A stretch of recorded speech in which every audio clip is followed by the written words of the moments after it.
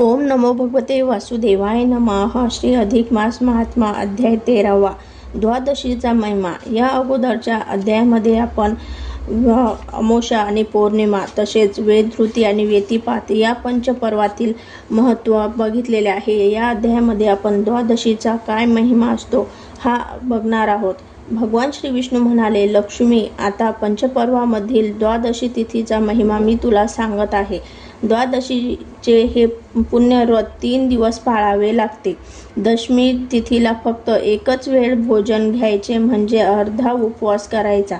मग दुसरे दिवशी एकादशी संपूर्ण 1 दिवस उपवास करायचा आणि तिसरे दिवशी द्वादशीला शक्य तितक्या लवकर त्या एकादशीचे पारणे करायचे म्हणजे ब्राह्मणासह यजमानाने मिष्टान्न भोजन करायचे। द्वादशीला दिवसा झोपू नये असा हा द्वादशीचा महिमा आहे। वर्षातील प्रत्येक महिन्यात 2 द्वादशी तिथी असतात, त्याही वरीलप्रमाणे 3 दिवस व्रत पाळूनच कराव्यात। परंतु अधिक महिन्यातील एक जरी द्वादशी 3 दिवस व्रत पाळून केली तरी त्या बाकीच्या सर्व द्वादशीचे पुण्य पदरी पडत असते। द्वादशी पर्वाच्या व्रतात साधन द्वादशी हा एक विशेष पुण्यकारक योग असतो। साधन द्वादशी म्हणजे सूर्योदयापूर्वी एकादशीचे पारणे करणे।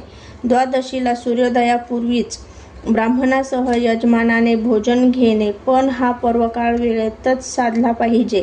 ती वेळ जर चुकली तर राजा अंबरीषाप्रमाणे यजमानाची फजिती होते। ती अंबरीष राजाची कथा मी तुला अगदी सविस्तर सांगतो, पण अधिक महिन्यातील एका द्वादशीला तरी मुख्य म्हणजे अन्नदान करणे हेच फारच मोठे पुण्यकर्म आहे। त्या पर्वकाळात ब्राह्मणाला भोजन, वस्त्र, पात्र, फळे, तांबूळ आणि तुपात तळलेले 33 अनारसे, धोंडे किंवा बताशे, खारका, सुपाऱ्या, फळे हे दान दिले पाहिजे। अपतेष्टांसह पुरणाच्या धोंड्याचे भोजन केले पाहिजे। आता साधन द्वादशीचे कडक व्रत करणाऱ्या अंबरीष राजाची कथा सांगत आहे, ती तू मन लावून ऐकतोस। त्या कथेमुळे तुला द्वादशीचा विशेष महिमा कळेल। पूर्वी सूर्यवंशात अंबरीष नावाचा एक सार्वभौम राजा होता। तो मोठा धर्मनिष्ठ, सदाचारी आणि पुण्यवान असा होता। दर महिन्याला साधन द्वादशीचे व्रत तो नेमनिष्ठेने करायचा। भल्या पहाटे सूर्योदयापूर्वी तेथील तितक्या ब्राह्मणांना तो यथेच्छ भोजन द्यायचा। अंबरीषाने अशी कितीतरी सहस्र भोजने घातली। त्याच्या त्या साधन द्वादशीच्या पुण्यईमुळे तो इंद्रपदाला योग्य असा ठरला। आपले पद तो राजा घेईल की काय याची देवेंद्राला भीती वाटू लागली, म्हणून देवेंद्र अगदी अस्वस्थ झाला। एके दिवशी दुर्वास ऋषी देवेंद्राकडे आले होते। अगत स्वागत झाल्यानंतर दुर्वास ऋषी म्हणाले, देवेंद्रा, अलीकडे तुझे शरीर अगदी कृश होत चालले आहे, काय कारण आहे? मुनिवर्य, मी चिंतेने जळत आहे। पृथ्वीवरील तो अंबरीष राजा अधिक महिन्यातील साधन द्वादशीचा नियम अखंडपणे चालू ठेवीत आहे। त्याची ती थोर पुण्याई म्हणजेच मला विघ्नच आहे, असा देवेंद्र म्हणाला।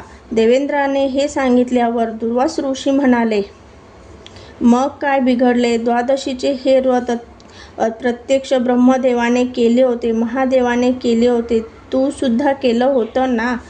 ते तर खरं, पण मुनिवर्य, तो अंबरीष राजा आता माझं हे इंद्रपद घेईल, मग मी काय करू? मुनिवर्य, आपण त्या अंबरीषाच्या द्वादशी व्रताचा जर भंग केला तर, असं देवेंद्राने म्हणाले। पण देवेंद्राची ती दुर्बुद्धी ऐकून दुर्वास ऋषी म्हणाले, छे छे, ते शक्य नाही। अरे, त्या अंबरीषाला प्रत्यक्ष विष्णूचं साह्य आहे। त्याच्या त्या व्रताचा भंग करणे म्हणजेच माझ्यावर आपत्तीच की ते काही नाही। गुरुवर्य, आपण माझ्यासाठी काहीतरी करावे, अंबरीषाकडे जावे आणि पाहावे तरी काय काय होईल ते देवेंद्राने विनंती केली। विष्णू म्हणाले, लक्ष्मी, पुढील हकीकत मी तुला पुढील अध्यायामध्ये सांगत।